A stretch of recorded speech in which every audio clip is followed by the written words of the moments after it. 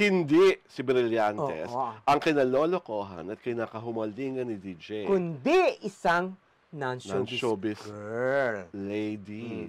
Diba? Non-showbiz girl. So, mali ang chika. Kaya Oo. pala walang ma-produce na Na resibo. ebidensya. Oo, resibo, Ang mga nagsasabing Oo, si si Andrea ang salarin. Mm-mm. Dahil non-showbiz girl pala.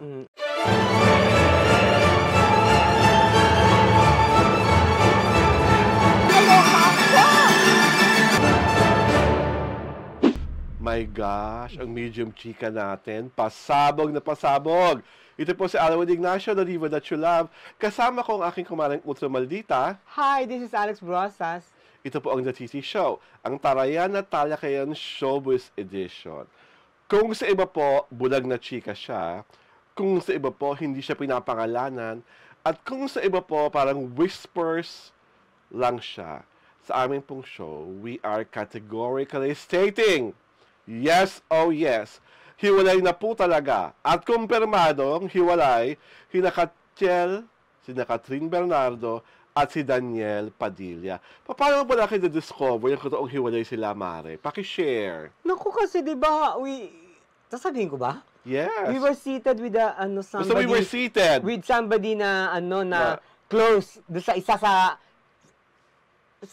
magjowa. Oo, sa magjowa.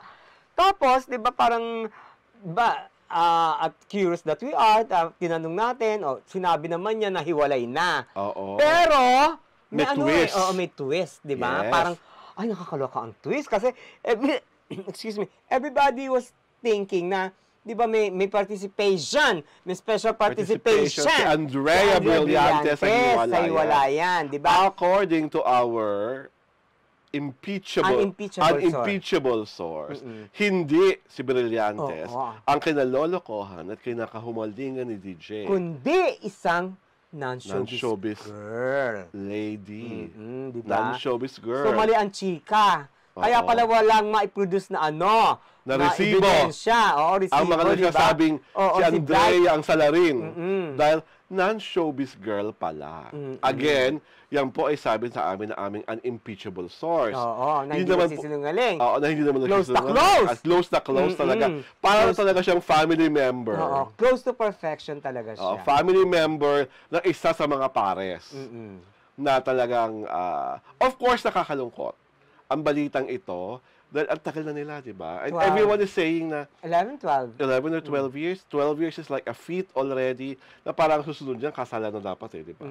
Saka parang lahat, ang dami na rin kasi ng pinagdaanan. Di ba? Ng mga sigalot, ng mga gusot, at kung ano-ano pa. Pero, the love always manages to survive. Kung bakit sa panahong ito, talagang natuldukan ang dapat matuldukan, tanging Katniel pa rin ang makakapagsabi. Pero prior to that, there are telltale signs na maghiwalay na sila, na magkahiwalay na sila. That the relationship boat is sinking. One. Ano yan, Mars? Tawag dito, si Catherine, pa-sexy na, di ba? Nakabra na lang, di ba? Tapos, very daring na sa latest film niya, di ba? Yung A Very Good Girl. Tapos, di ba? Lahat ng picture, di ba? Simpson. And corollary to that pa-sexy niya, ay, according sa aming pansasatiksik, bothered si DJ sa pagpapasexy na yan. Kasi ano siya? Hindi niya gusto. Very protective siya. Hindi niya gusto yung ginagawa ni Catherine sa pagpapasexy niyan. So, yan. Very, very telling sign yan. Another telling sign, luma na daw yung mga pictures together. Di ba? Parang Parang it was made to believe na current sila. Pero dati pa pala. Ngayon, di ba, ang latest chika, yung sosyohan sa negosyo. Yes. Inaayos na. Parang abuguduhan na to. Parang separation kwentas claras. Parang, eto sa'yo, eto sa akin. Parang separation of properties. Kasi diba, may mga businesses sila. Yung ganon. At saka kasi, yung pangatlo, nobody's talking. Ibig sabihin, they are skirting the issue. I think iniiwasan. More than skirting the issue, I think they're being more careful. Kasi may kontrata. Kasi may mga contracts at may mga contractual businesses. Obligations na kailangan i-fulfill. That is what's refraining them to make official statements. Official statements. Di ba? Kaya lang, di ba parang yun ang masakit. 'di ba? Parang you cannot out because may mga inside di ba? Na kailangan mong ayusin Well, muna. I always believe that everything happens for a reason. Mm-mm. At kung ano man talaga ang katotohanan, lalabas at lalabas yan sa Yeah. tamang at takdang panahon. Yeah. Yun nga lang, hindi po namin pinangungunahan ang Katniel. Kaya lang po ang hirap palagpasin ng impormasyong itong nasabi sa amin. Dahil kami nabigla, Oo, di ba? nalungkot. Mm-mm. Kaya lang, at hindi naman namin sinasadyang, at hindi po kami nag-iimbento ng kwento Meron po talaga nagsabi sa amin Oo, na-close. na close. At Oo, talagang super kumpirmado close. ang hiwalayan. At saka kasi, Diyos ko, di ba parang, why prolong your agony? Di mag-issue kayo ng statement, di ba? Ano ba? Forget about the contractual, maano nyo na yan. Di ba, may lawyer naman kayo, naman kayo. Kasi, yan lagi ko sinasabi. Celebrities are not brave enough to admit. Baka naman kasi kaya hindi sasalita ang Katniel kasi hindi sila maunang umamin ng Kimsey. Kung makasegoy naman ito. Bakit ka lang, because of seniority, Kim, seniority. Mas matanda raw si Kim sa kasi siya. Mahal silang umamin. Ganon. Di ba? Ang kasi dito, yung mga Katniel, no offense, tanggapin nyo na. True. Na, hiwalay na sila. True na Nothing true. lasts forever. Yes. Yung mag-asawa ng celebrities, di ba, naghihiwalay. Di ba?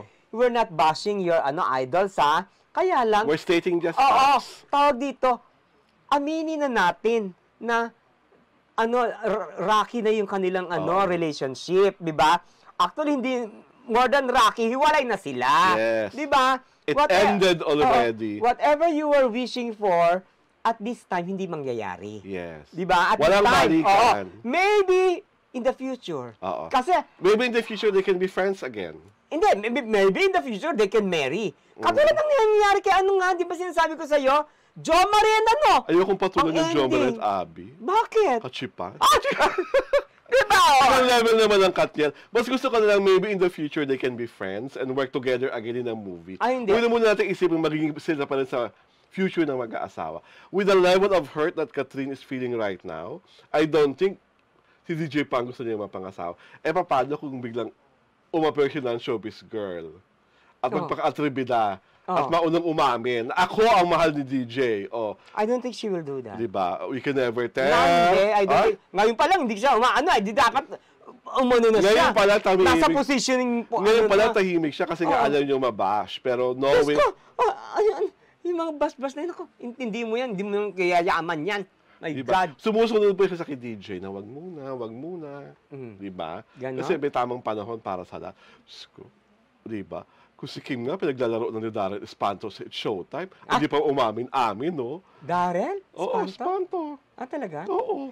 Meron sila isang segment na kantang dapat niyang i-dedicate kay Kim Chiu. Biglang kumanta si Darren, anong nangyari sa ating dalawa? Kinabayo ni Kim Chiu. Bakit? Kasi diba the song is a very, it's a breakup song. Sinong kumanta niyan? Diba? Si Aiza. Sino yun? Hello? Si Aiza Guerra, original niyan. Kilala ko kasi Carissa. Ha? Carissa, Ayan diba? na, Carissa Guerra. Sa'yo nang galing yung Carissa, before, hindi sa akin, Pero hindi ko nga alam na Carissa parang ngayon yun, Yung anong nangyari sa akin dalawa, Aiza Guerra pa siya noon. Hindi pa siya Ice. Hindi pa siya Hindi pa siya Ice Baby. My Diba? God! At malala ka kapag nanonood ka ng Showtime, lahat ng host, pinaglalaro si Kim, parang, pwede kang mag-connect na dots sa lahat ng clue na binibigay nila tungkol sa breakup. Conclusive? Oo, conclusive. At ako, conclusive na exclusive pa. napapalakpakan ko ang mga netizens sa galing mag-connect na dots, ha? Diba? Halimbawa, alam mo naman, matatali ng mga netizens. Halimbawa, yung sinabi ni Vice very recently na meron silang isang staff na tinawagan lang. I meron silang remember that. isang staff na tinawagan lang sa phone, doon nag-break. Tapos inaya siya ng staff nila na magkita sila sa Antipolo at doon mag-usap. Kinodek the dots ng mga netizen. Si Sian, taga-Antipolo. Ang staff si Kim. Ano na? Naiko po. Diba? At ito pa, na-discover rin namin na total break ang pinag-uusapan na ayaw umamin amin. Ang dahilan na raw kung bakit sila, ang naghabon daw ng breakup si Sian. Por qué? At ang drama ramen ni Sian is kasi nagsiselos Ha? kay Paolo Avellino. Diyos ko, At there's ito nothing pa, to be jealous At about. ito pa, isa pang drama-rama ni Sian, eto na nga.